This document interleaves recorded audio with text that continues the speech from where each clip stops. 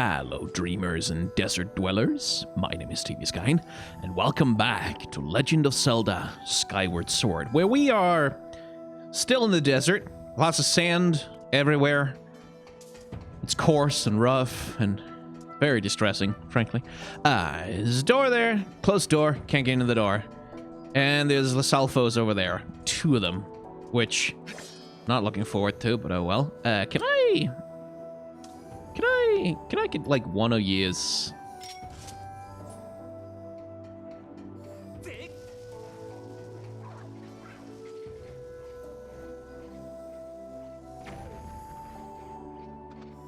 Okay. That's... They just like backstepped a little bit and was like, nah, it's fine. Bombs? No worries. Whoa! Okay. Could you, like, one at a time? Frickin' bell gargoyles.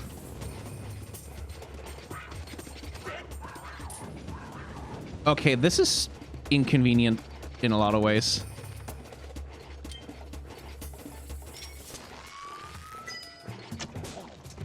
Yeah, no, that doesn't work.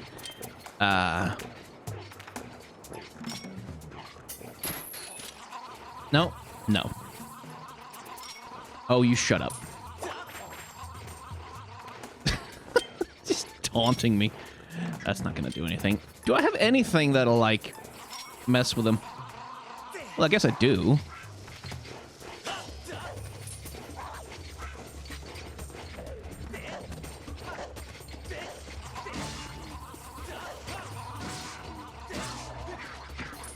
Into the sand, lizard boy.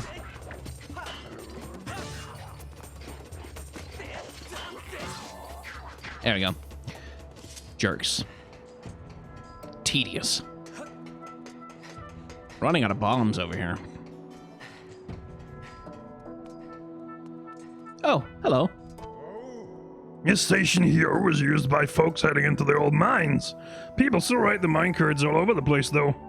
I'm probably supposed to tell you there's some safety information about using the carts posted on the walls over there.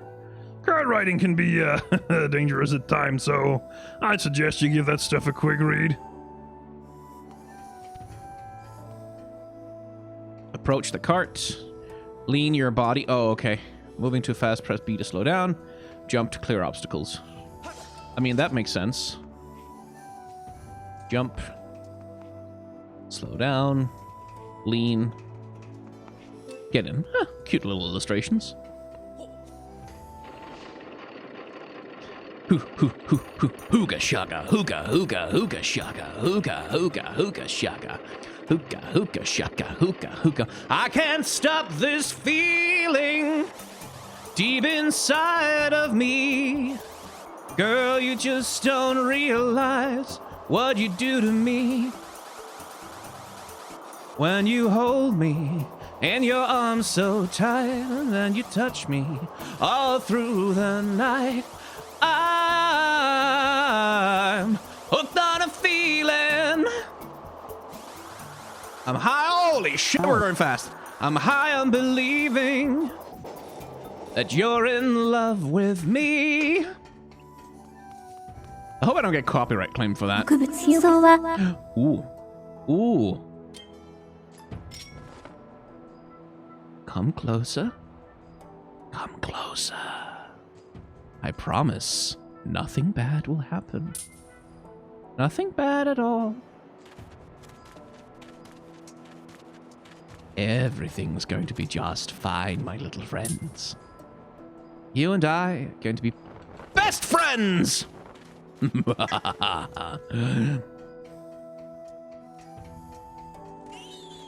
Oh, jeez.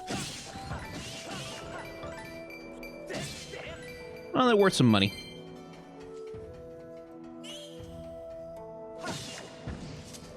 Right, so this will take me back down. In case I'm having second thoughts, I want to go back to Skyloft. This will take us onwards, I hope.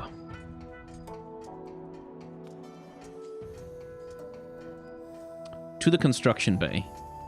Huh, I wonder if I can get Time Crystal to...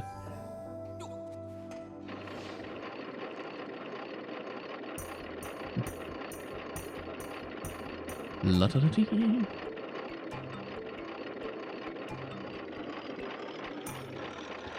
Whee!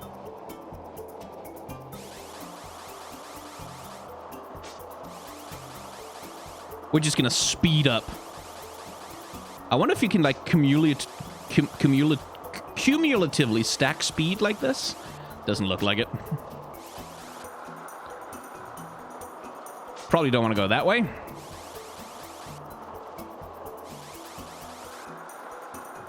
Whee!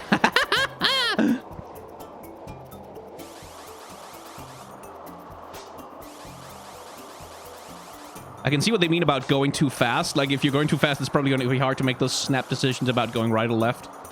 Speaking of which, I don't know if I went the right way here.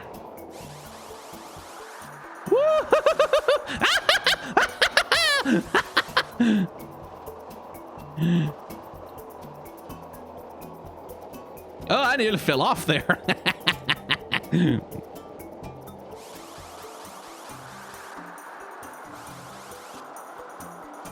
I think you're technically supposed to brake in order not to go too fast and get knocked off the tracks, but this is way more fun. Whee! Ha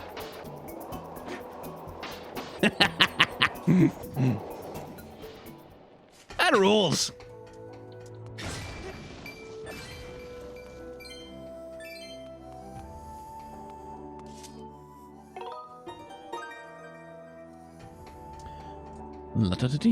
Last stop, construction bay. Okay, what are we doing here? Master, we have arrived at the Shipyard construction bay. Oh, block moving puzzle.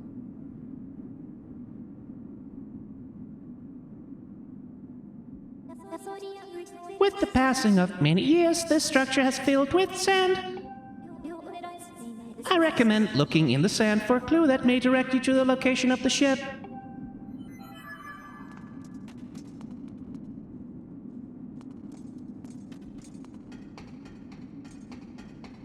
Seriously, that looks like a block moving puzzle to me, though. Let's see, what's over here? I hope the plans for my ship are completed soon. Would that be the captain's writing? Only you can warn your co-workers early enough to avoid pirate attacks. Pirates. Oh. Well, this is a big job, but someone's got to do it.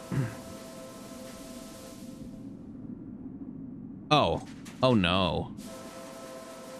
Well, hi there. I didn't expect to see you so soon again. I'm sure having double damage on my weapon now will help.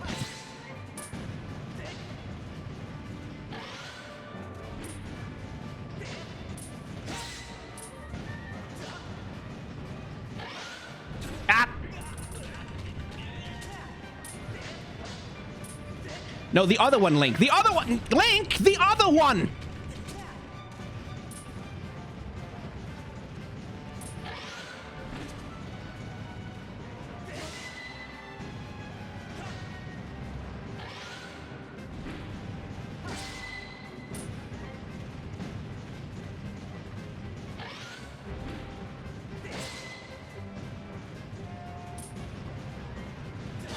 Man, look at you. You used to be a main boss, and now you're just a mini-boss. How the mighty have fallen.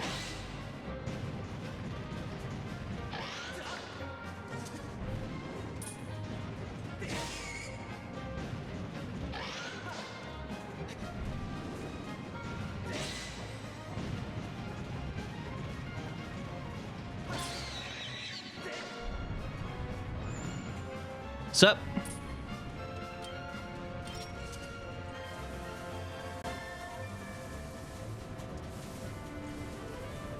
Sorry, but I remember that one.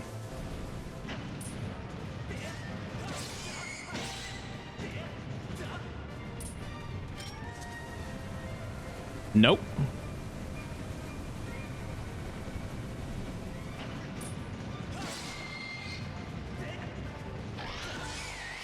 Bonk. No heart container from this one, I guess.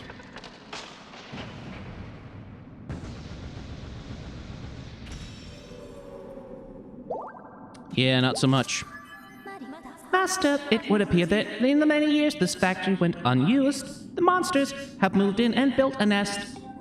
I now estimate the chances of finding a clue here in the sand as to be extremely low. Or clue to the ship's location, rather.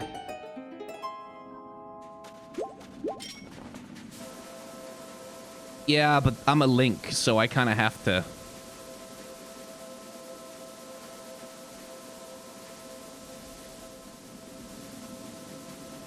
Okay, so there's a hard limit on how deep you can dig. Fair enough.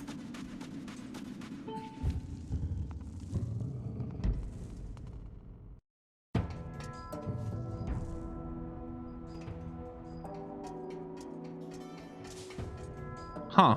Well, that was a bust. Sorry, buddy. Seems like no map here. So, my ship wasn't here. Then there is only one place left for us to look for clues. This could be scary, but we have to head to the stronghold of the pirates who stole my ship. So let's not waste any more time. Let's go, I guess. Anchors away. This is pretty scary. The pirate captain is a mechanical maniac. He's got no shortage of evil underlings to... I never wanted to lay eyes on him again. But if we want to take the ship back, then we have no choice. Pirate stronghold is at the X mark. Yes.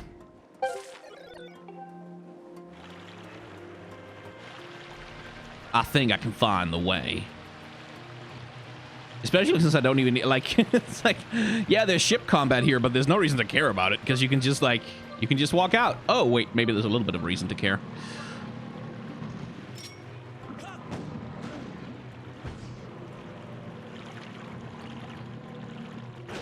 Ow. Jerk.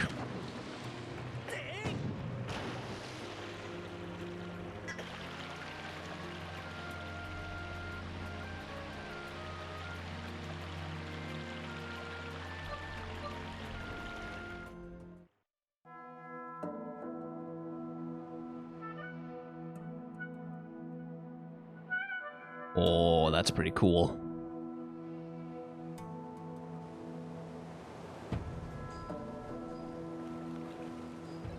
This is easily as scary as I thought it would be. But if you think about it, they should all be dead. The only reason I am up and about like this is because of that time shift stone on the boat. So I have nothing to worry about. I feel better now, Link. And so it's time for you to go look for my ship. I'll wait here, of course. So, who wants to bet that we're gonna find a real big time shift stone in there?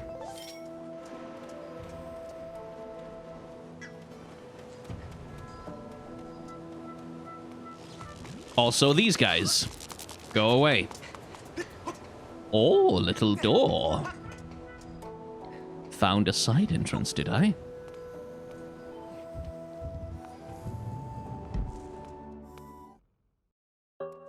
Hello? Anybody home?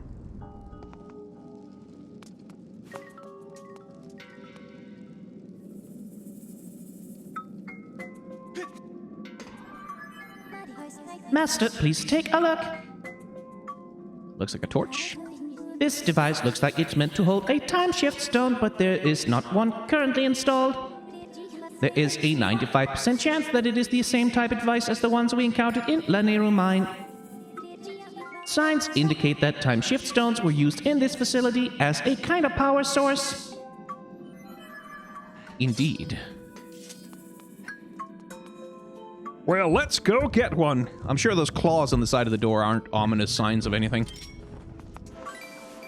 Yes. Oh, you again.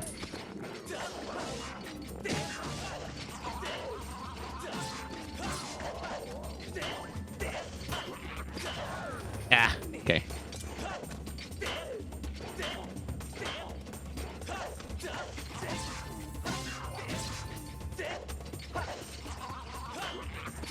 Damn it! Link, when I say swipe from below, I mean swipe from below. Dang it, Link. This was your fault, not me doing the wrong input.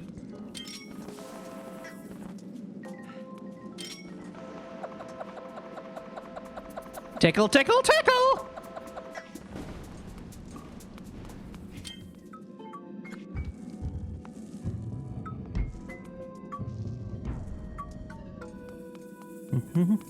Oh, hey, there it is. Master, please take a look. This object is called a time shift orb. I conjecture that, unlike the time shift stones we've seen, this device was designed to be carried around and installed in different locations. They got rid of some of the tutorializing, but boy howdy, it's still there. Oh. But what happens? Ah, okay, I see. Electric door says no. Again, like much like with the... Okay, nope. Hang on. Hang on, hang on, hang on, hang on, hang on, hang on.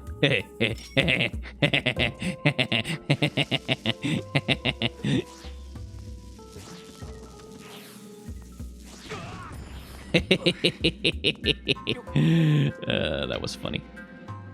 I mean, I got hit too, but it worked on the Bokoblin. That's what matters. Oh, come the f*** on.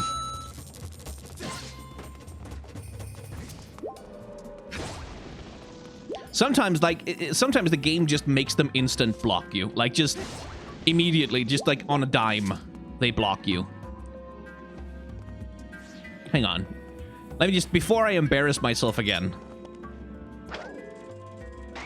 Okay, can't pick them up with my beetle. Okay, good to know.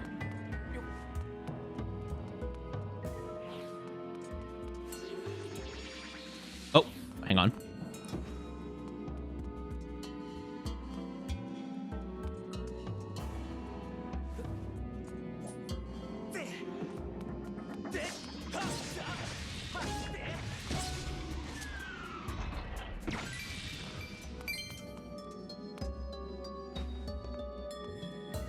But yeah, much like the sand ocean thing, this is a very, very cool concept.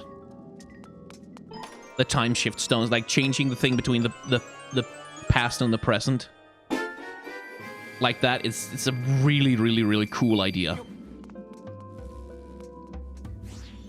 And I do lament that... Oh, jeez. Okay, well, that is also extremely cool. I do lament that the Wii just simply didn't have the hardware power to really kind of like really go hard on exploring this idea visually. Like that all they could really do is like because all that really happens is like as you can see as we move across, the texture on the environment changes and some little bits of scenery spawn in and out. Like that's sort of the limit of what they can really do with it. And it's a pity because like this is an extremely cool concept, and to see that realized with a little bit more, like, grunt, damn it, under the hood, would have been exceptionally cool, I think.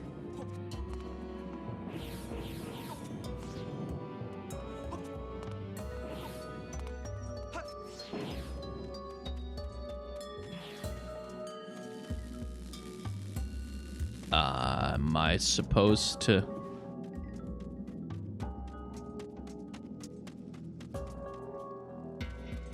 I can't whip it, can I?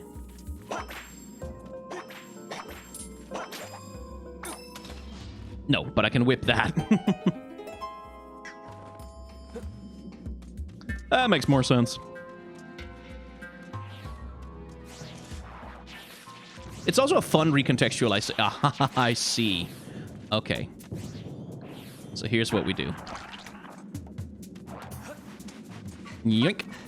It's also a fun way to revisit the ideas from early, like, because all throughout our time in the Lanayru Desert, we've always been navigating around, like, this goddamn sand, right? Coarse, rough, gets everywhere, we've been over it. But now here, like, that environmental challenge is reframed to be something entirely different, frankly. Okay. Huh. They're trying to eat the orb? Interesting. That never gets old.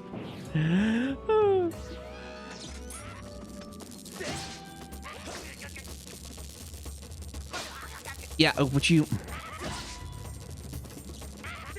Yeah, because I'm attacking from below here, so... What the hell? Just cheating. The AI is a cheating bastard. Okay, well. Excuse me. Oh, maybe don't want to raise that guy from the dead. But I do want to eliminate him from the realm of the living. Whoop. Beedle-doodle-dee. Oh.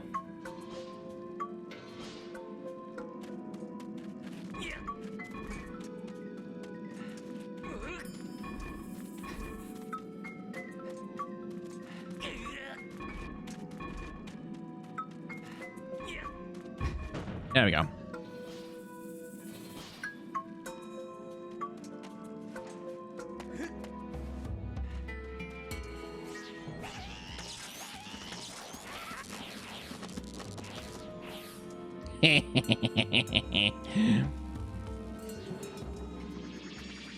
Whoa, okay. There was one over there.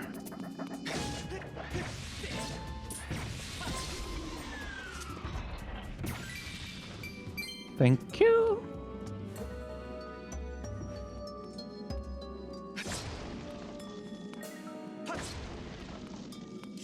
Nothing in there. Nowhere to go if I climb the crates either. Okay, fair enough.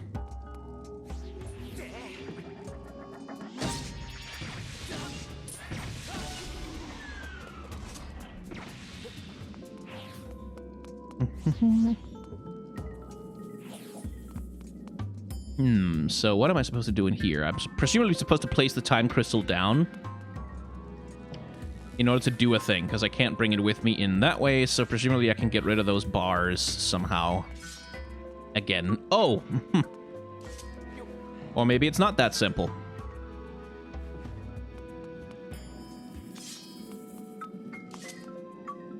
Hey, there we go.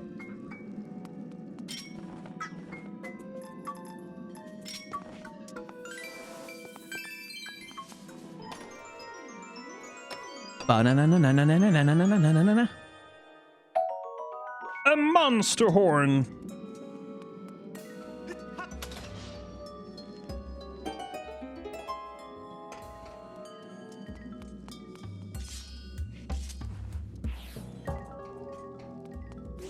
Yeah, right. Right, they're here. One at a time, please. Oh.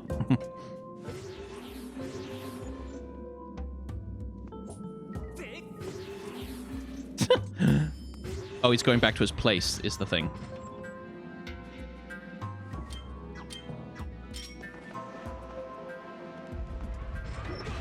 Ow.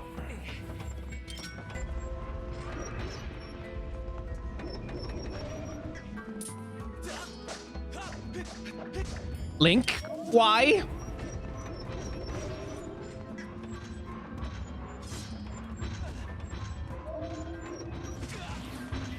Okay.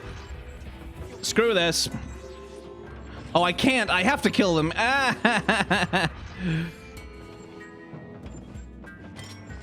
Well, this is incredibly tedious. Okay. I think I know where I'm going to place it. I'm going to do this. And I'm just going to stay out of their range so they can't get to me. There. Now we can deal with one.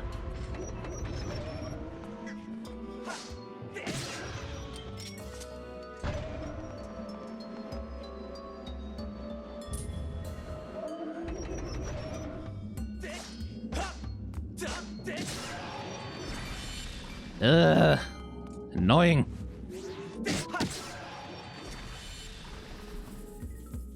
There we go.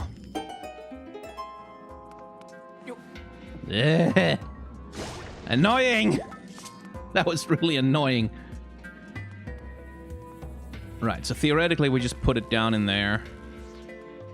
Is what we're supposed to do, but, Why do what you're supposed to do when you can do things? oh, okay, well, can't do things you're not supposed to do. I don't suppose I could, throw it over up on top of, no? No, okay, fair enough. Nintendo has thought of it.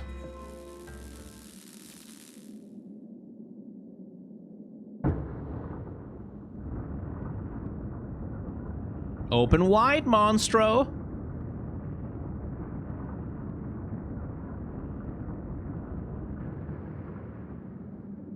Ish.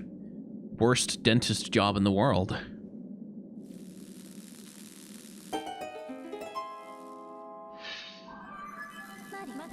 I report, Master. The power of the time shift orb appears to have caused a change in this structure.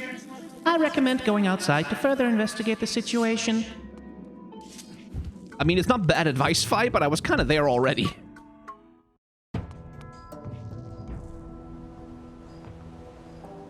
Oh, hey.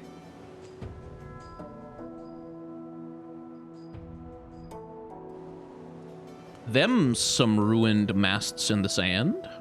Interesting. I have information to report, Master. Please take a look.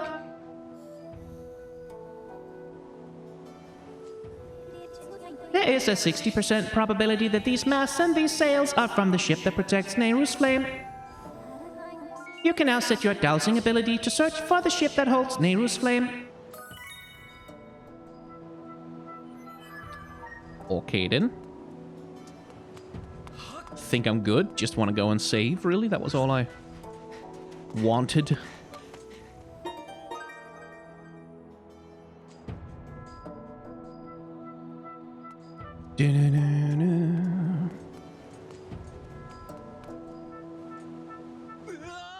Oh, gee, I looked away for a second. Oops. What's up there? Whee! Aha!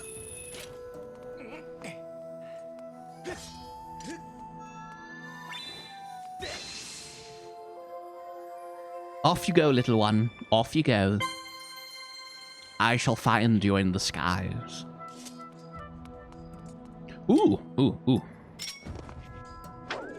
So that'll be the sort of thing that the stamina upgrade is good for. Because I don't think I can do that with this one right now. Probably. Still, I will try.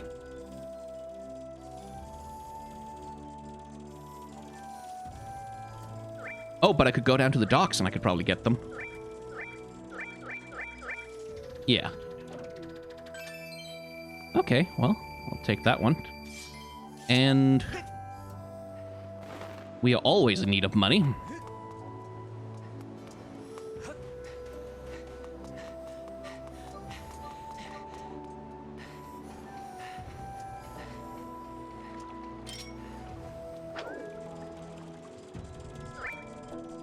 What? Really? Come on!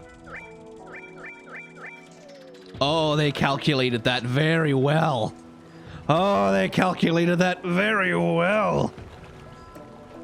Can I not go on board the boat? And can we just sail me like 10 feet closer? Just... I didn't realize you had to press the button to make it speed up. Aha! Ha ha ha!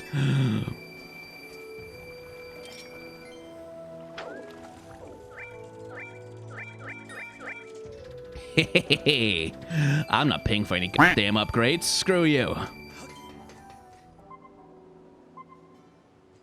Over there.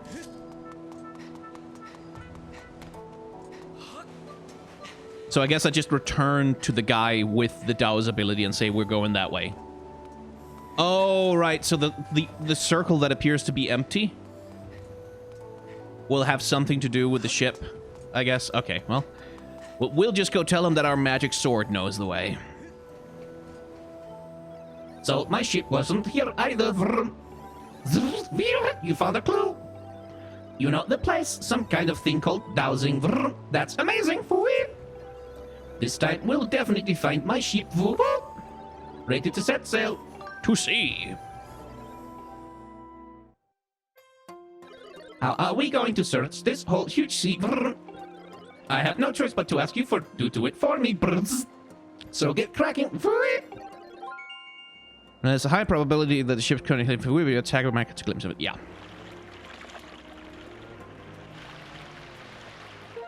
Yeah, and I think I have a pretty good clue where it's gonna be.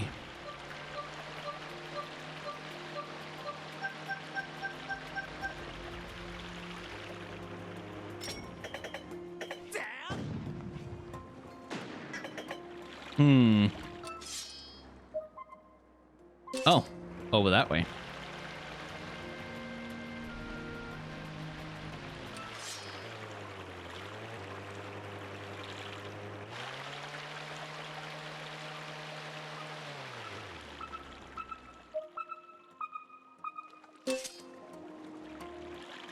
I mean, it's invisible, not intangible, right?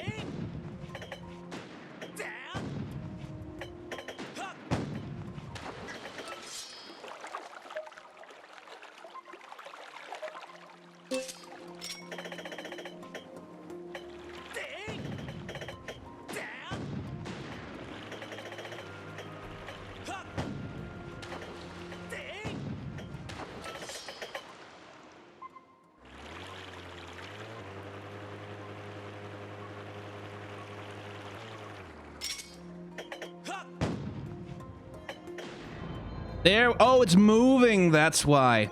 Did you see it? That's my ship. We must pursue and keep pounding it with the cannons. Well, I hope I don't sink it.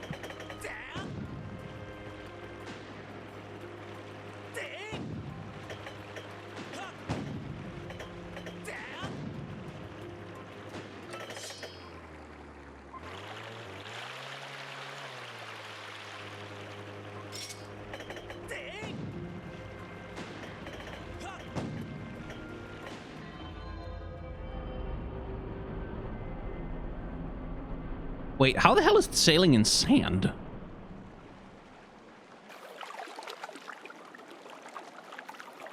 So it was just circling around that thing.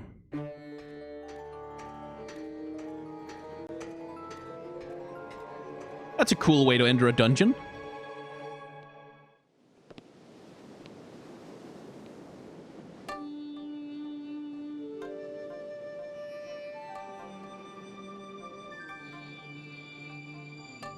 Yar har fiddly dee, motherfuckers! Captain Link is a bard.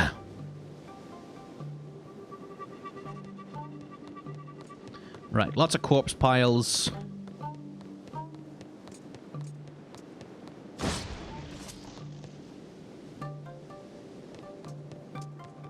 Okay, inside. Who was piloting this thing? Like, how would a ship like this have an autopilot? Ooh. Spoopy vibes.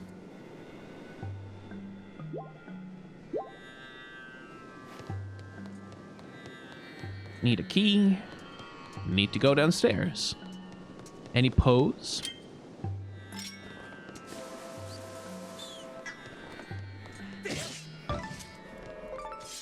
Monster slime. Monster slime. I don't mind some monster slime. What the heck have these butterflies been eating, and how did they get in here?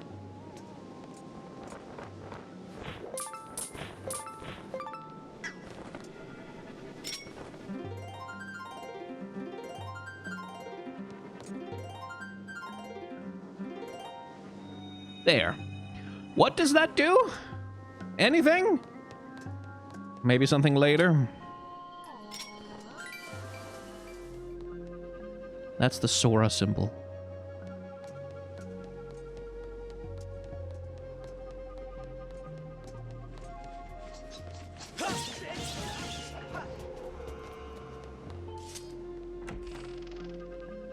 Do I get to fight another skeleton warrior?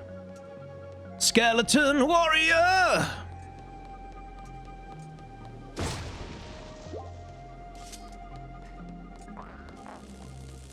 Yeah, hi. Don't care. Let's see. I guess I have to kill you to get over there. Okay. Have a tickle. And then have a boom.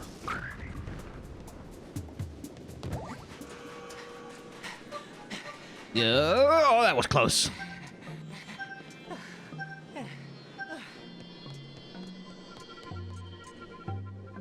Hmm?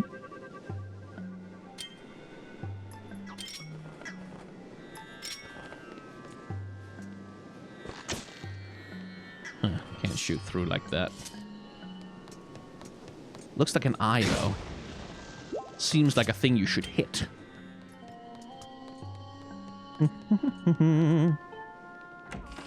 Deeper and deeper and deeper and deeper.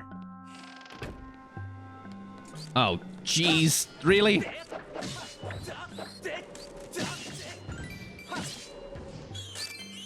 Oh my god.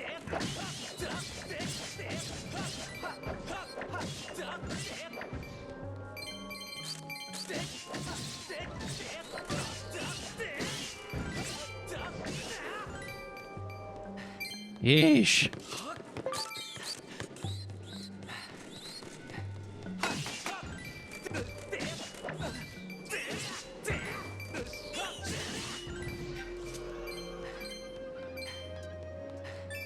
Gross. Oh, oh, oh, oh, hello, my lovelies. Oh, my lord, what is a bunch of nice treasure chests like you doing in a place like this? Good gracious, you deserve better company. I'll be right with you, I hope.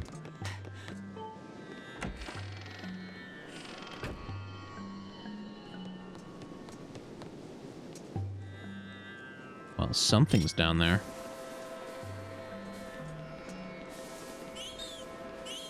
Oh, just a normal scorpion. Well, hello there. Hello there. So is that a key somehow? Like, activate this thing on the other thing? Okay. And here are the other ones. Righto. So, how do I read that in terms of directions? I guess I base it on the red. Okay, but what's the order, though? Yeah, I see it. It's the red ones are up there. So it's bottom, top, right, and bottom. But in what order?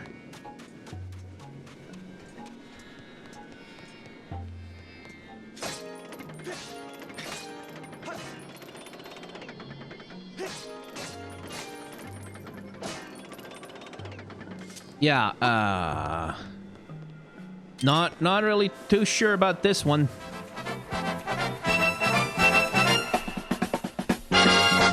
Fine. Okay, wait. Oh, I see it. I see it. I'm an idiot. I'm a dumbass moron. I'm a fool. This one only has one, so that's the first one. That means the first one's the bottom. There we go. And then that's the second one is the top. And the third one is the bottom, and the fourth one is the right one. Okay.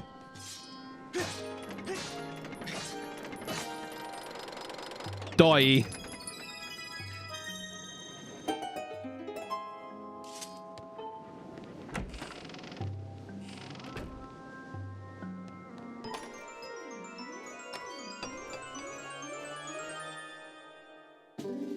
And there's the key we need. Okay. I'm glad I'm not doing these on a live stream. People were screaming at me as much as they did when I played Portal 2 on stream. And there was like one puzzle for whatever reason, it had been smooth sailing the whole game pretty much. And I had a brain fart so large that it took me like 10 minutes to figure out like a really simple puzzle. That was fucking funny. The door is right there.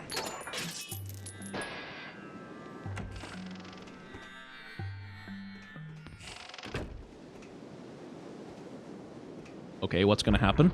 Ah. Combat.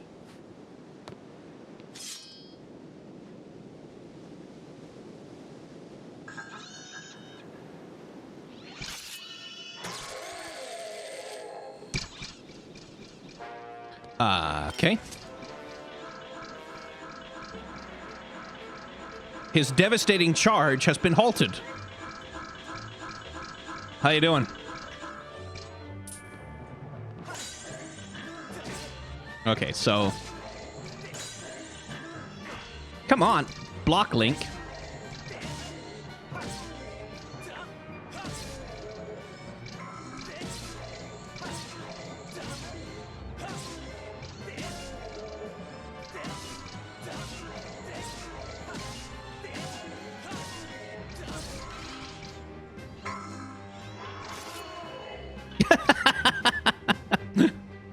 I got rid of his sword, but he had a second sword.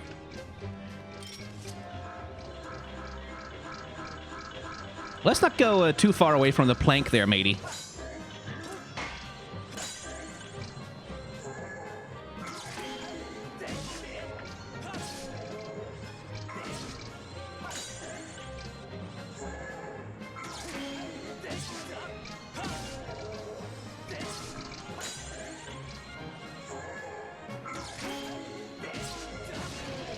Bye. Or not? Okay. Someone's persistent.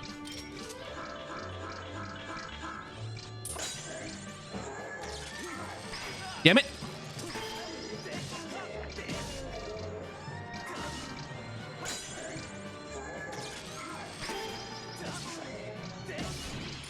There we go. Oi. Tough guy.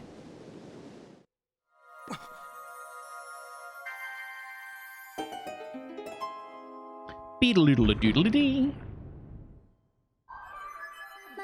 Master, that synthetic life form, there is a 99% chance that it was the pirate described by the captain. I can't help but admire the tenacity it has displayed in staying alive and functional all these years. I mean, yeah, worthy opponent, that guy. Although he was apparently rather severely stymied by by a vacuum blower. By an air cannon. And finally, we have the bow. Master, a report about the bow you have just obtained. Your bow's blah, blah, blah. Strike. Yeah, it's okay, fine. I know. I get it. I get it. I got it. I got it. I got it. I got it. I got it. Yes, I know. I'm sorry, but I have to skip past you. I can't stand it. I am a terminally I don't have a lot of gamer elitism in me, but excessive tutorializing is one of the few things that kind of does make me go, like, roll my eyes a little bit. Mostly because it's a thing that, like, not because it's a thing that shouldn't be there, but because it's a thing that should be, like, you should be able to toggle it. Like, a player should be able to choose, like, what level of tutorializing they want. And, like that's because it's so frustrating when you start up a game, right? And you're immediately greeted with 10 billion tutorials, especially if, like, you're starting a game up that you've played already, like, with no option to skip them. That's really frustrating. And, like, especially for some games, and again, this is not, like, necessarily a fair thing to say or feel, but as someone who's been gaming for, like, 30 years at this point, oh god, I'm so well, maybe not 30 years, I went a bit of, no, actually, oh, yeah, we're coming up on it, because I started really young. It just feels a little condescending in some ways. To have the game be like, no, let's take you by the hand and teach you this. Master, I have important information for you. There's a 90% chance the object you see, yes, We know about time shift stones. We saw a cutscene of time shift stones appear. Like, that's the stuff I'm talking about, where, again, this is completely appropriate for very young gamers, like the kinds of people who would have been using the Wii back in the day. Completely appropriate for them. That's not a problem. Like, it's not wrong that the tutorials exist. It's just, like, like, young people are not, like, children are not the only people they're trying to sell this goddamn game to, is what I'm saying. And it just leads to a frustrating player experience. And the thing that happens with elitist gamers is right, like they tend to take it on as an identity thing, right? Like, of like, well, yeah, I'm a hardcore gamer. I don't play baby games like Legend of Zelda that tutorialize you. I play games like Dark Souls that have no tutorial at all, except for the entire game being constructed in such a way as to teach you its mechanics very deliberately and slowly. Like, they are, like, a certain type of gamer who takes it on as like, this point of pride, this mark of honor. What did you just do? Oh, come on, jerk. Well, all right. For that you shall suffer. Who's shooting? No, seriously, who? Oh, you. Can't hit me, though. What the hell? Did he just shoot my arrow out of the air?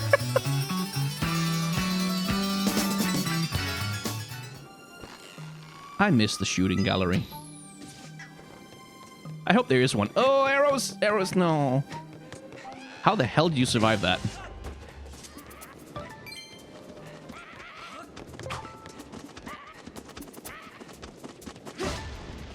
Hey, there they are. Arrows. Anyway, there's a guy with a horn somewhere here.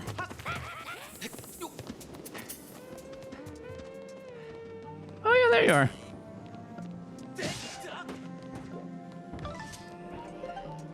Down you go. Probably can do something with that lifeboat.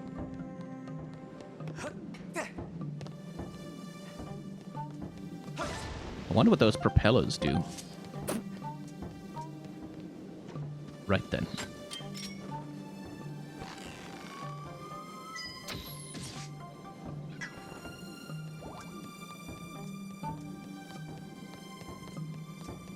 Anyway, I can go inside there once I have a key.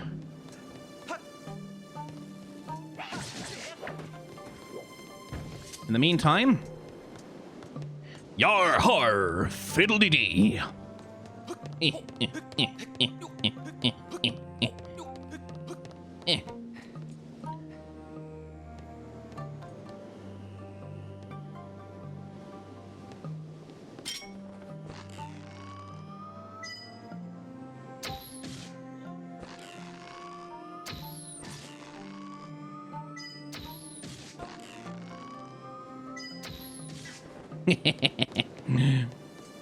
That's fun. Anyway, was that all that's up here? A better spot to shoot from, I guess.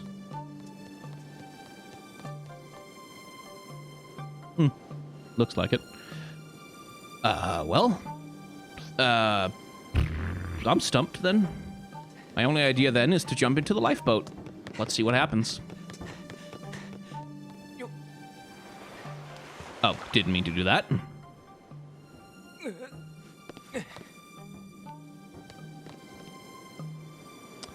Apparently nothing happens.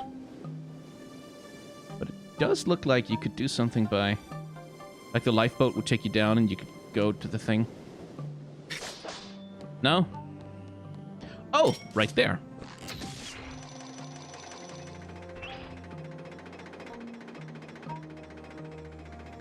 I should probably have done that while standing in the lifeboat.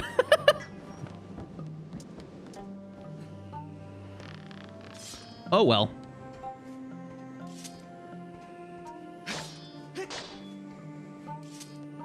Well, okay, but then what?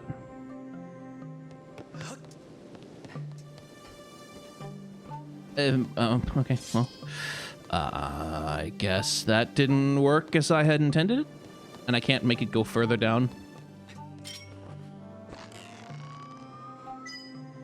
Yoink.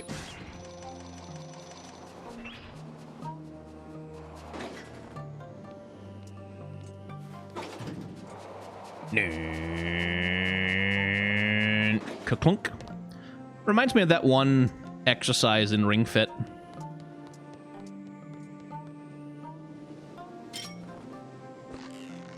Get back here.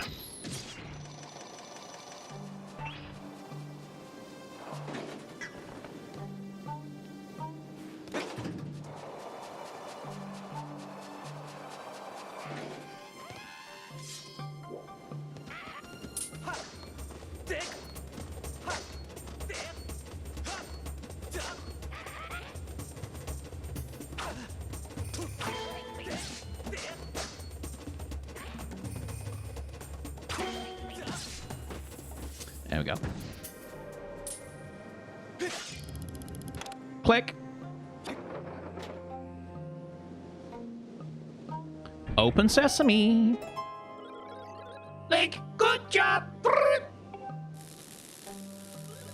Now the ship looks just like it used to. Whip, that makes me so happy. Now I just need you to rescue my crew. I'm pretty sure they're being held in the brig inside the ship. Yeah, I saw them. It's still pretty dangerous here, so I'll just wait in the boat. How do you get... There's electric fencing in the... You can do it. Dude, there's electric fencing in the way. How the hell are you gonna get to the boat?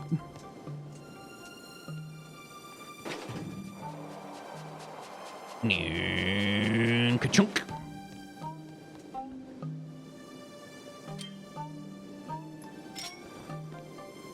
It's a little far away. Okay. Anything here? Bombs. And then I can go over there to do what?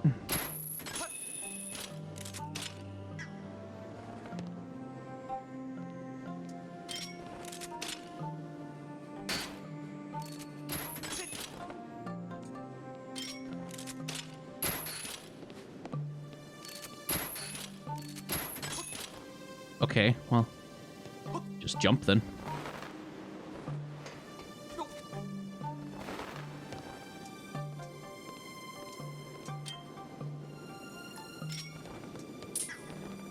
No! No, poor thing! That's not what I meant to do at all! Oh, I feel bad about that. Okay, well, guess we activate another one of those. Link, Jesus Christ. I didn't want you to swing your sword. That was cruel. Hey. Right then. That's all it's to do here then. Let's go back inside and see how things have changed.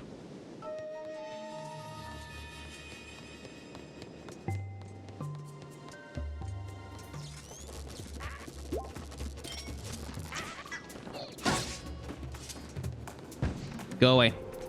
Jerks.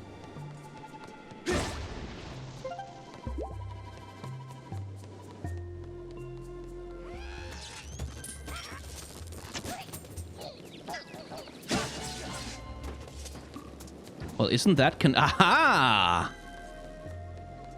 What a conspicuous little skylight, I thought to myself. Yes. Yes!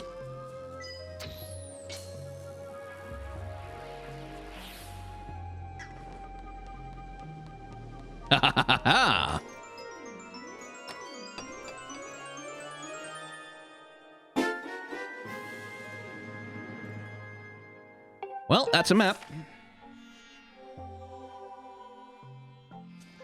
Which means now we can shift the ship between the two states depending on what we need. Good.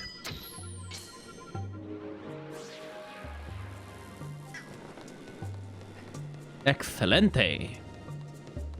Aw, the treasure chest didn't refill because we went back to the past. 2 dungeon maps.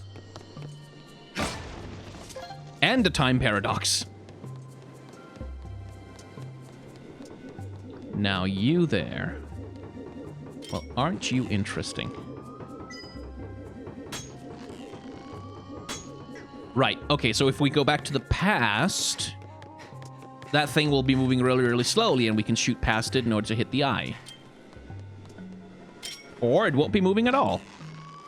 Also good. Ka-chunk.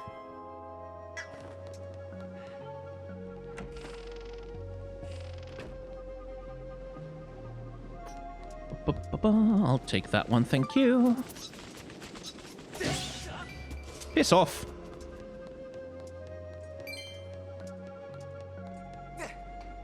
Right. The trouble there is I can't push that down there to step on the thing, which is presumably a pressure plate. But I can shoot through there, which will let me do what exactly? Nothing. Ah, I see.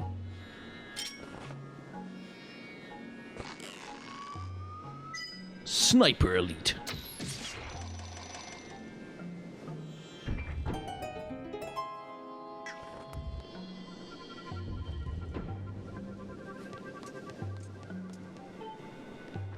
What an inconvenient way to open doors. Just permanently an archer on staff being like, you need to get to the bathroom? Okay, fine. Okay, stand over there. Don't make too many movements. Just let me, hang on, let me focus. Let me concentrate. Ah, shit, I missed. Sorry, Bob. Oh, God, my leg. And that one's old and broken and doesn't work, so we need to change back to the present day. If I could turn back time.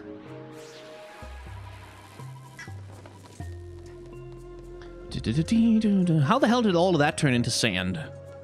And quicksand, no less.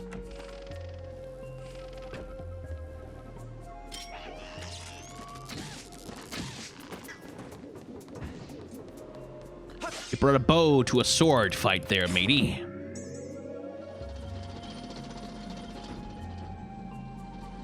Oh, that was a little dangerous. Master, I'm detecting very strong vibrations. Signs indicate that activating this mechanism has caused something within the ship to begin moving. The current situation is difficult to accurately assess, but I suggest hurrying to the crew in the brig and freeing them first. Hang on, that looks familiar. That looks like the same kind of thing that was preventing me from climbing in through that side window.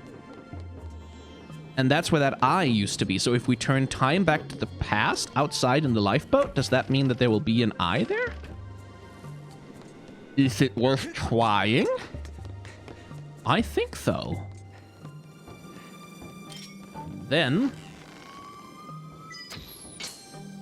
bonk.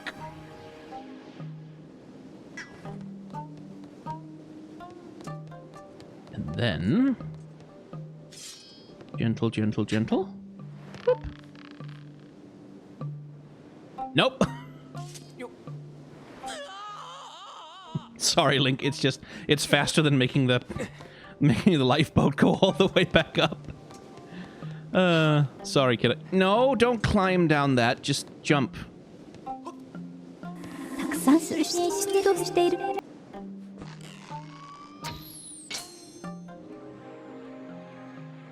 Death warping is just faster. I don't know what to tell you.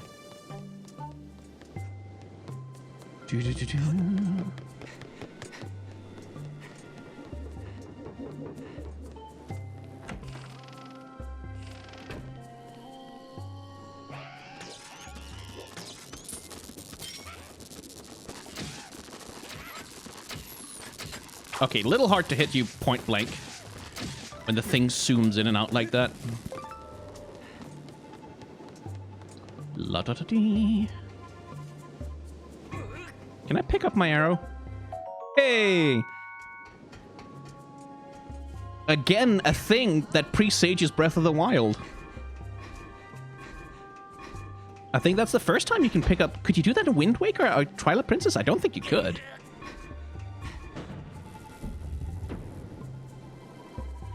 Aha!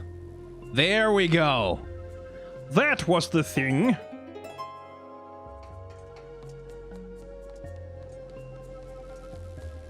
So now we can go in there and climb down. Or we could go out there into the lifeboat. And go up. And going into the lifeboat to go up would let us get to the time crystal. and change so that the door in there is not, whereas in here... What's in here? Anything in here? Pistons is in here.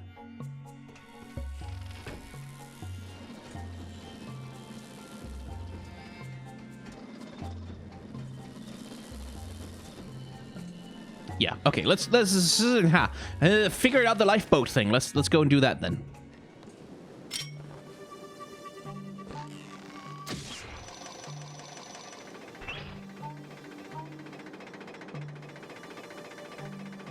Diggity-diggity-dick. Badunk. Why the hell are they back? Ugh.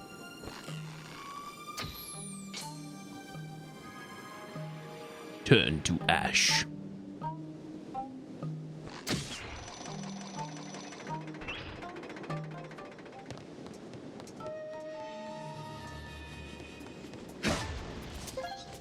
Okay. Now what does that do?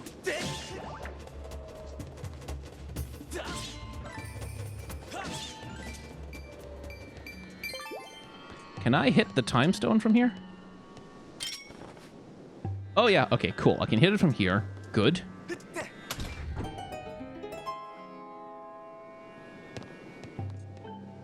And this goes into the hallway, right? Yeah, sweet. Good. Excellent. Lovely. Wonderful. Aha!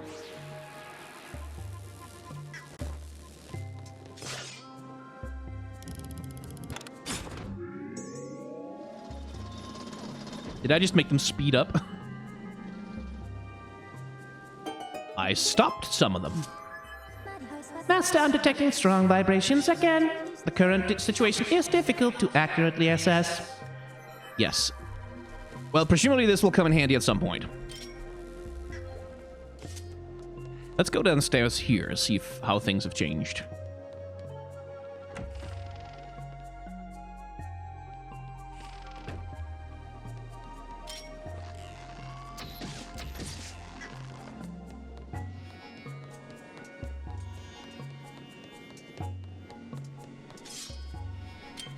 Okay, have to imagine that one hit on the eye will KO.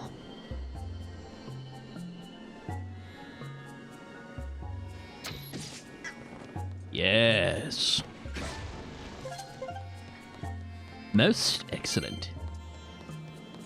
Need a key for that. Don't you worry, my pretties. Even if I must travel across all of time, we shall still be together.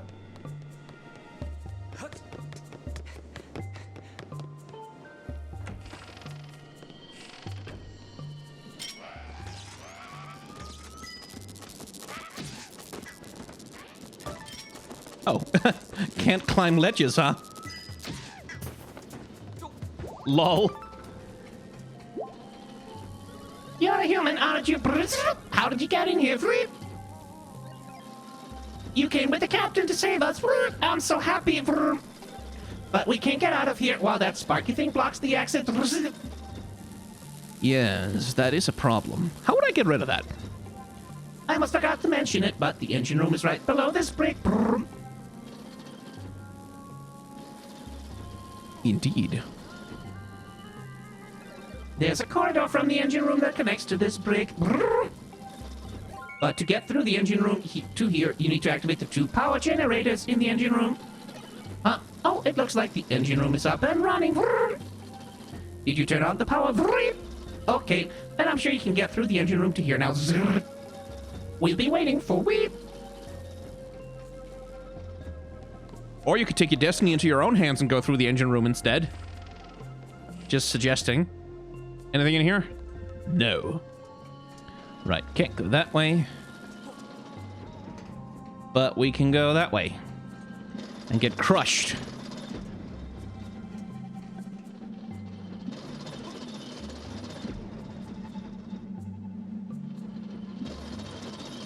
Oh, so some slow-ass pistons.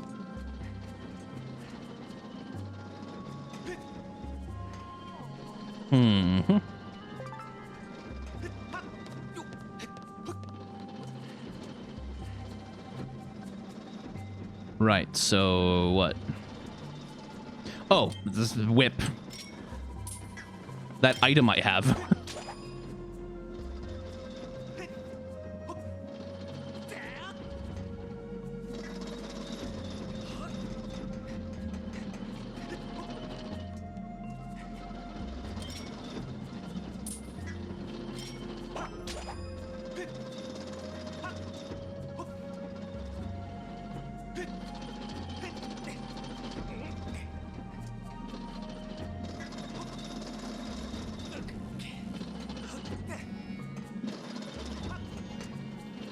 Cool. So far, so good. That seems a little safer.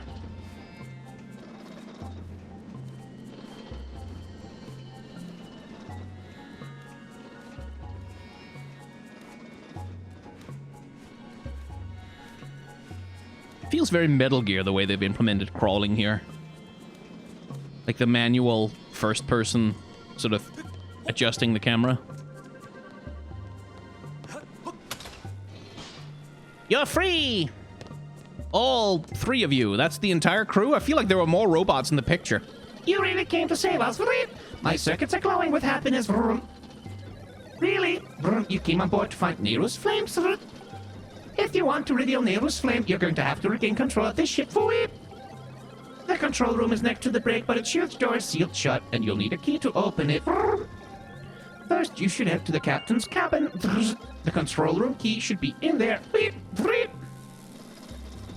Please take this key as thanks for rescuing us. This key will open the door to the captain's cabin. You can get to the captain's cabin through a door on the deck in the back. But I'm getting out of here. Sorry to leave you on your own, but you look like you can handle it. We're counting on you.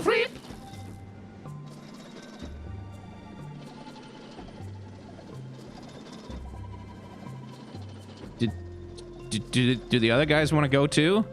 Oh, okay, they are gone. Metal Gear is such a good series when it's not like when they don't let Kojima get too horny about it. Like when they don't let him get too horny about it, it's a really good series.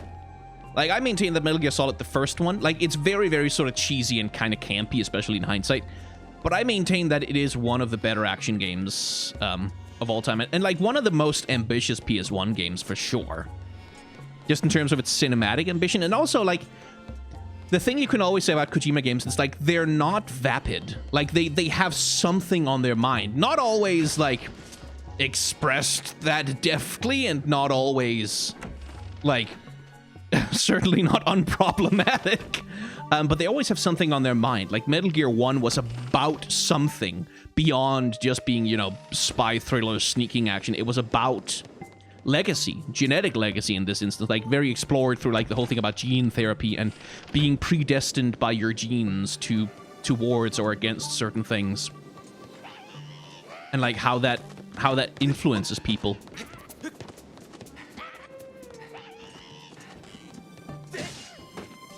That's where the door is.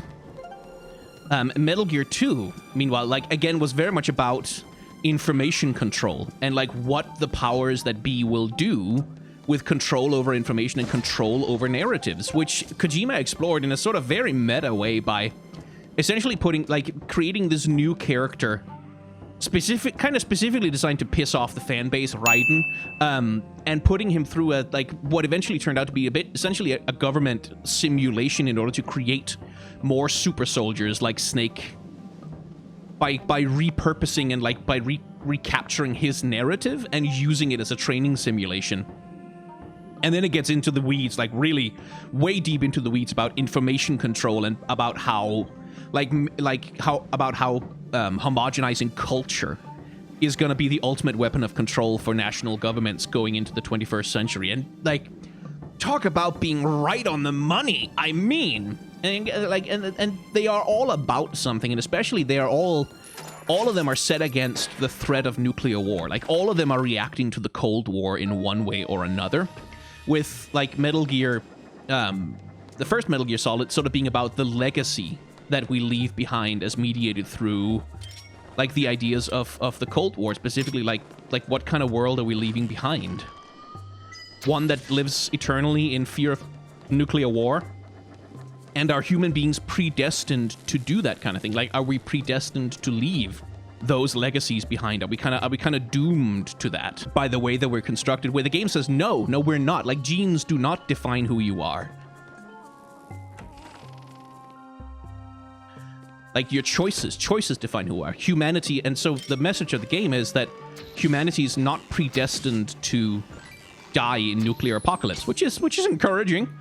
It's an like that we have the ability to make different choices, that we have the ability to move away from it, to be something else if we decide to be, right? And there is this call to action in there of not letting the seeming inevitability of war and of death and of terrible things happening sort of stymie your spirit.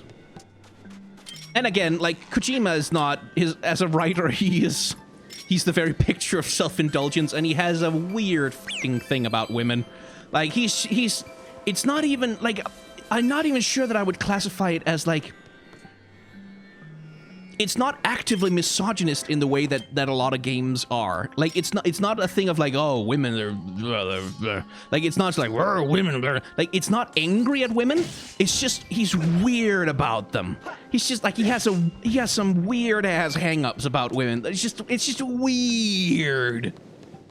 Like, and there is misogyny in there, obviously. Like, I don't want to, like, excuse him away from that, but it's, like, it feels less like sort of the sort of Western gamer brand misogyny that you usually see, and more like some really specific, particular kinds of mommy issues. Like, it feels very much like he has a sort of, like, the Madonna whore complex is strong in his character writing, but he doesn't condemn the whore, like, which is the term for the trope, by the way. I know that that's not a thing that you should call a person.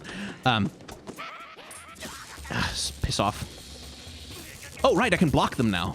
So I can just, yeah, I'd like you to not do that. F off! Okay, hang on. Ah! I hate electricity!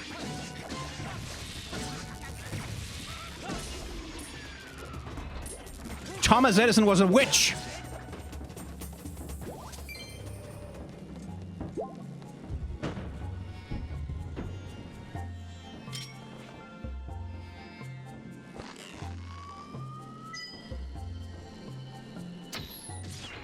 But yeah, like, there's definitely, like, a Madonna whore complex thing going on with his writing. Like, those are, like, the only two modes he really understands. Women are as hyper-competent ultra badasses, or as these, like, fragile waifs that need protecting.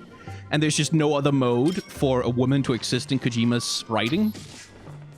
Which is, again, it's like, again, it's not that he's, like, sort of actively, women are inferior or whatever. It's that he's weird.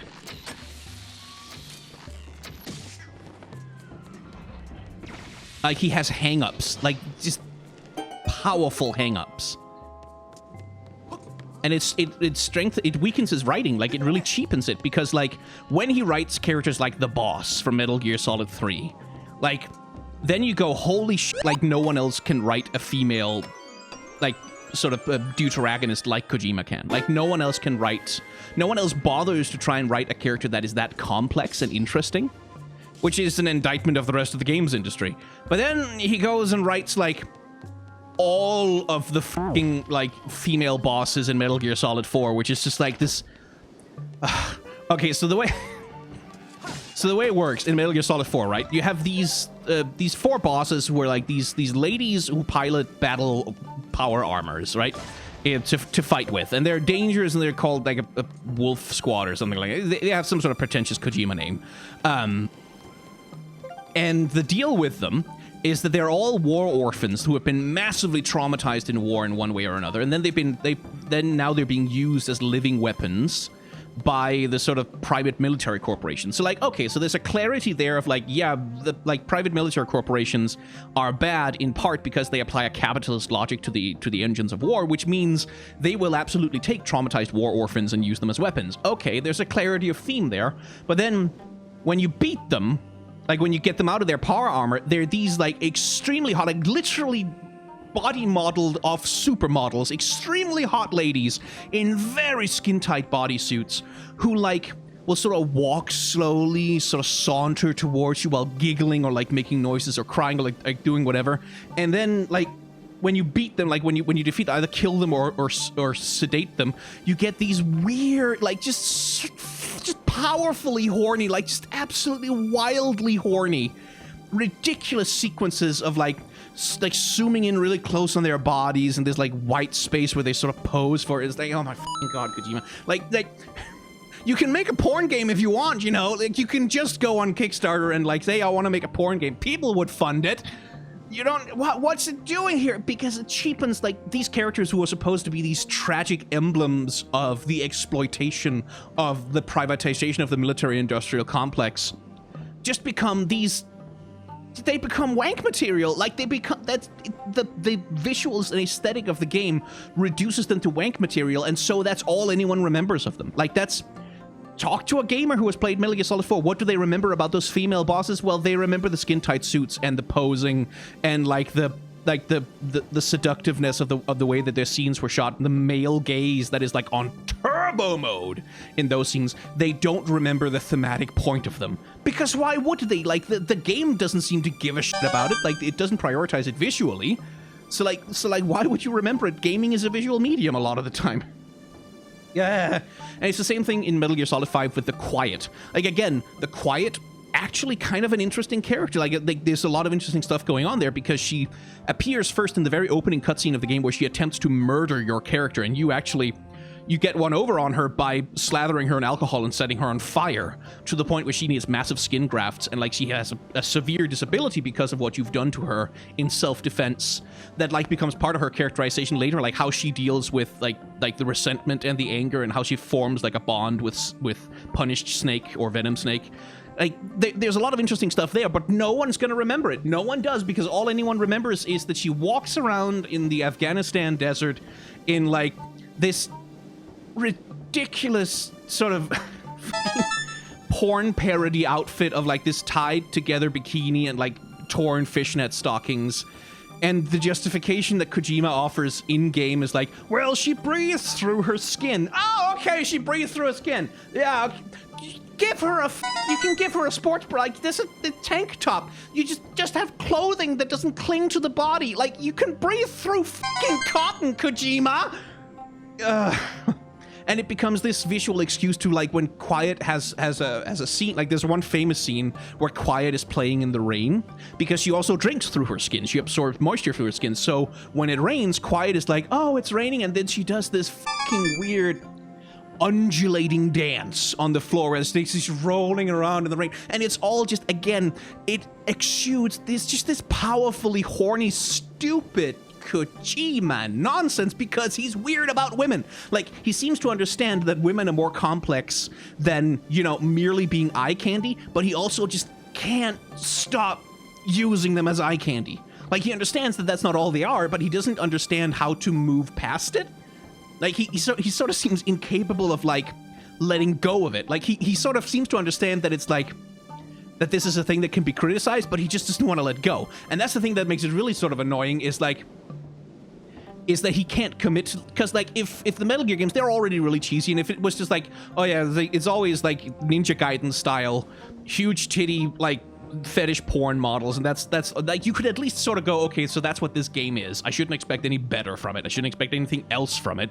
This is what this game series is, and it's like, it's sort of softcore porn for, like, insecure young men. Like, fine, fair enough. Like, there's room for that in the world, I guess, but then he writes the fucking boss in Metal Gear Solid 3. A character which, like, Kojima weirdness is in there. Like, he's still weird about women, about the boss, but, like, that's the one time where he really just fucking nails it and makes a character that has an interesting relationship to a man, and who has, like, her own agenda, her own life, her own internal struggles, like, her own ideology that shapes the action of the game in a really great way, and acts specifically as a mother figure to Snake in that game. And, like, that relationship is really informs, like, a lot about the game's themes. It's so good. And then you get all of the other ones where he can't stop jerking off. He just can't stop jerking off. Like, That's what he's doing on screen. You see it. It's just Kojima jerking off because he's weird about women. And it's so frustrating. I want to like Metal Gear Solid games much more than I do, but like every time there's a woman on screen, you just know. Like in the first game, even in the first game, like on PS1 with the blockiest ass graphics in the entire universe, there's still a thing where if you go through a very specific, stupid sequence of events and like very specifically go through the game in a particular way, when you see Meryl, who's the primary female character in the game, for the first time in her cell, she's working out, like she's doing crunches on her bed. And if you go through a very specific sequence, you can, like, and you really have to be specific about it, you can see her doing those crunches in her underwear, her blocky ass PS1 underwear. Because you can peep in on her, and it's a voyeur thing, and like, why would you, like, and it used to be, like, I remember as a kid, God, this rant has gone on for, like, the editor will have put a timestamp on screen for you to skip this at the start of this long rant, I'm sure. I promise we'll get back to the game, I just need to get this out. Like, it used to be, like, I remember when I was a kid, like, a teenager playing Metal Gear for the first time, this was the sort of thing that got passed around the playground. It's like, oh, yeah, like those, like, fantasy imaginary codes about, hey, if you put in this code, then you get naked mode in Tomb Raider, like, whoa. Like, that stupid shit. But that used to be one of those things that got passed around among the gamer kids, like, in that same way, like, the same thing about those rumored naked Lara Croft modes, the same thing was with the Meryl underwear things, like, it was, like, it was that vibe, and that's what it is, like, it's so juvenile, like, in a way that's just, like, I'm not even sure sometimes, like I said, like, sometimes it doesn't even feel like it's that gross, it just feels so puerile, it feels so childish, like, just profoundly childish, like it was written by a 13-year-old boy. Like, that's what it feels like, in a way where, like, which is misogynist, but it's not misogynist in an adult way, it's misogynist in a really childish way. Which is that Kojima's weird about women. He's weird about women. He's weird about women. He's so weird. Like, fucking Death Stranding having a character who's literally, like, the female character, who's literally named Fragile. Was that it? No. I have so much more ranting to do about it. I should play Metal Gear Solid 2 someday, and 3, so I can get all this shit out. But for now, we have a door to open. Sorry for making you go wade through all of that, Anna. But yeah, one thing you can't say, like, Metal Gear Solid games, you can't say that they're not interesting to talk about. Frustrating, deeply frustrating, but interesting. Like, they're worth talking about. They're worth discussing.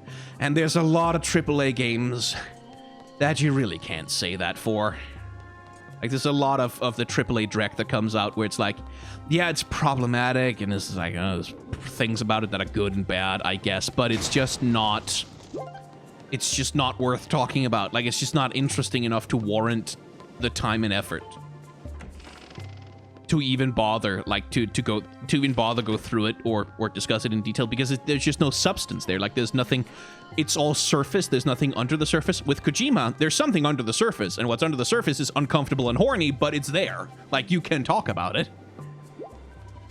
Which ultimately I prefer. Like, I prefer it if Kojima wasn't weird about women, but ultimately I do prefer that, like, at least it's interesting to discuss. Right. You then. Wouldn't be that simple, would it? No. Wouldn't be that simple either, would it? No. Hang on, what am I doing here?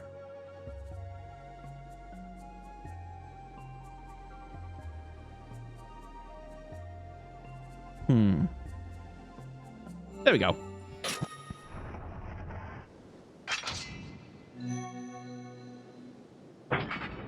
I mean, I'll give them this, that's actually kind of an effective way to make a key, where, like, if you're using it and you don't know what you're doing, you can't even figure out which way it goes in.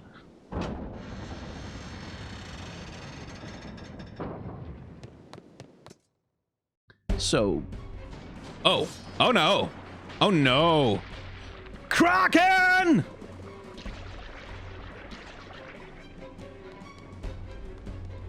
Well, that's not great.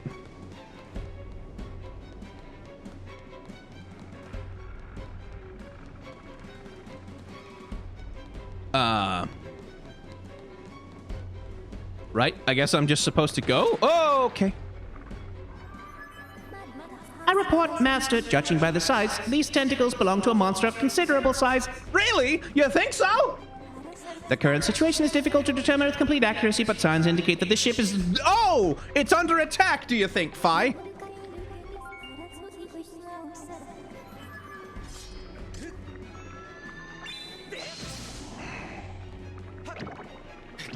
Okay, so it does have to be Skyward Sword swings.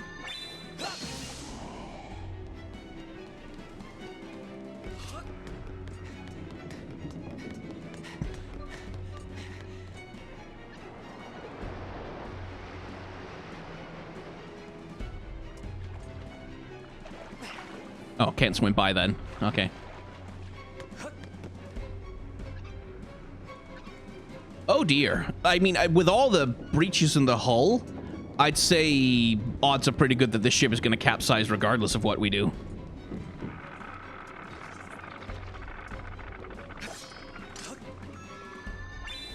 Oi, piss off.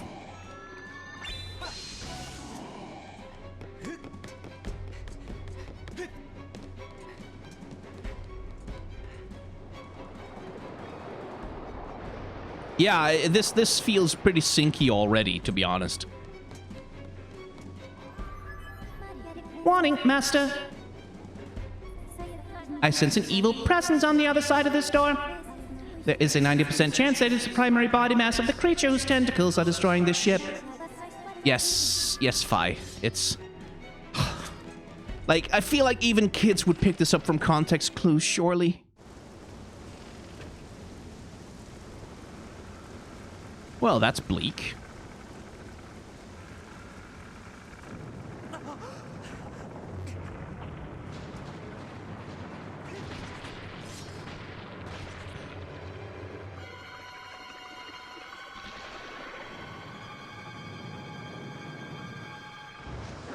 Yo, what's up?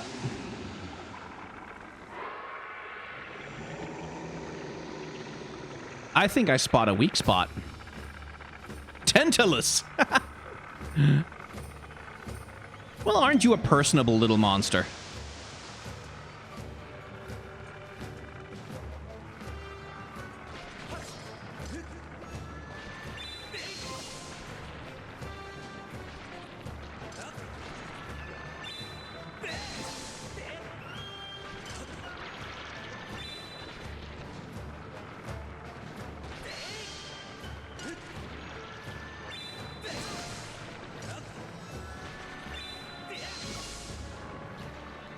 Okay.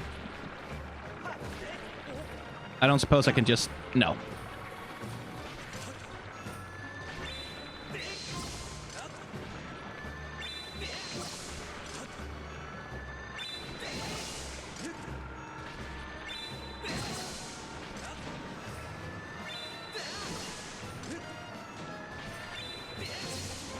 Oh, I have to cut them along their length. Doi. Yeah, let me go. Let me go.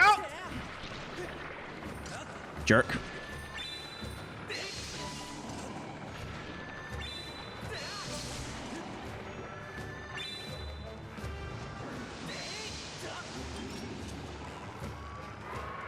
Open wide, big boy.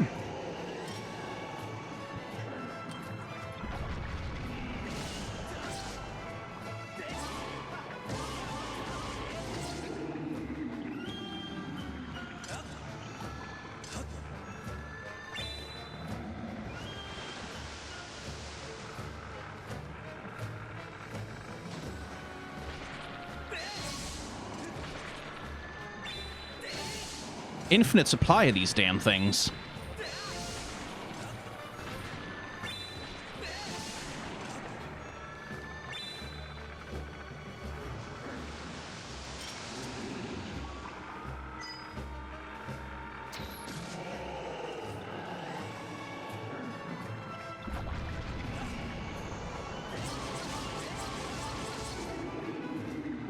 There we go.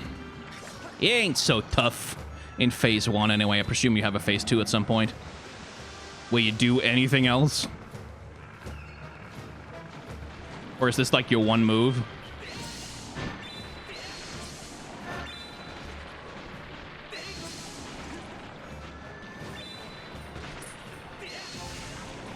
Ow.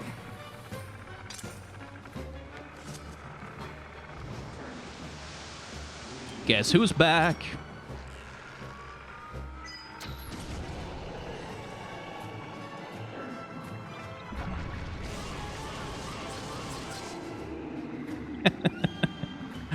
Not how you want to have eye surgery, huh?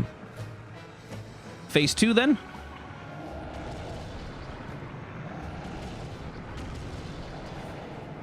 Yep.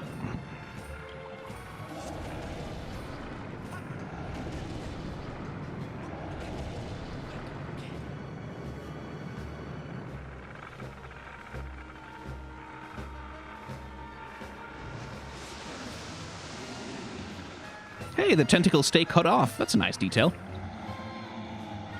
Whoa.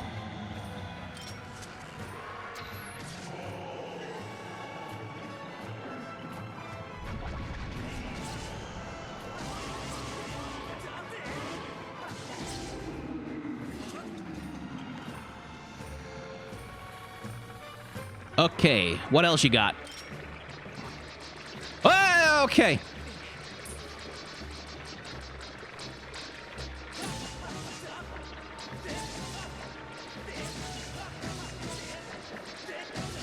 I wonder if he has fewer of those if you cut off a bunch of his tentacles early.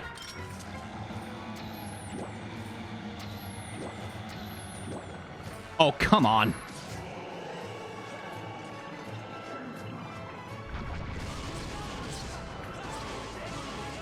There we go.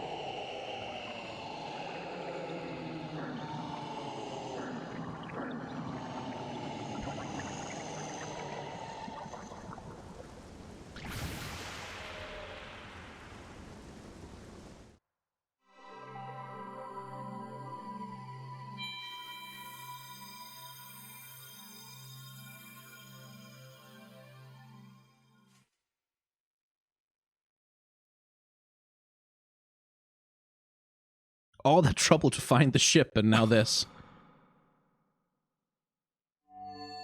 Like, the poor captain, man. At least his crew got out.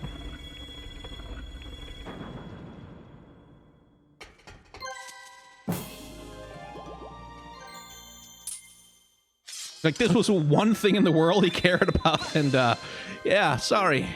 Sorry, buddy.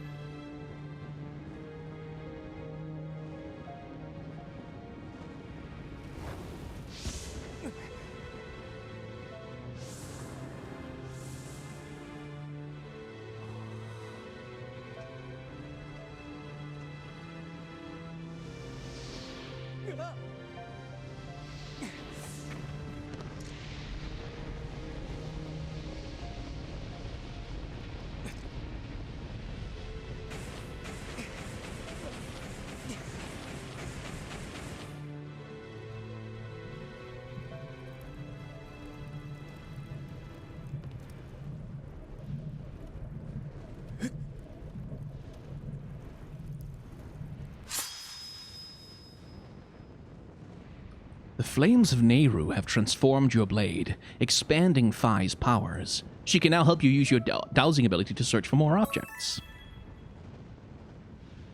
But I've never had more than one dowsing object in my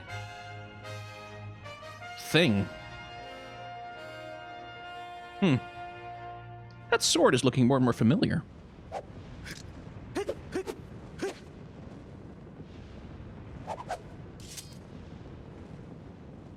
Like, I haven't found myself ever in a situation in this game where I'm like Gee, I wish I could douse for more things.